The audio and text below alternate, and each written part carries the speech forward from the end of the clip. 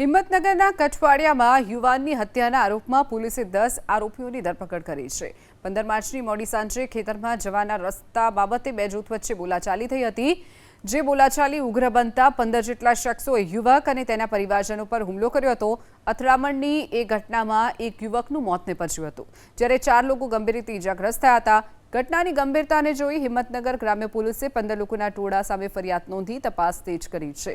ત્યારે આજે યુવકની હત્યાના આરોપમાં પોલીસે 10 આરોપીઓની ધરપકડ કરી છે, જ્યારે ફરાર અન્ય આરોપીઓની શોધખોળ હાથ ધરવામાં આવી છે। જે બોલાચાલી ઉગ્ર બનતા 15 જેટલા શખ્સોએ યુવક અને તેના પરિવારજનો પર હુમલો કર્યો હતો।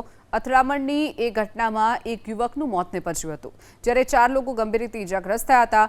ઘટનાની ગંભીરતાને જોઈ હિંમતનગર ગ્રામ્ય પોલીસે 15 લોકોના ટોળા સામે ફરિયાદ નોંધી તપાસ તેજ કરી છે। ત્યારે આજે યુવકની હત્યાના આરોપમાં પોલીસે 10 આરોપીઓની ધરપકડ કરી છે, જ્યારે ફરાર અન્ય આરોપીઓની શોધખોળ હાથ ધરવામાં આવી છે।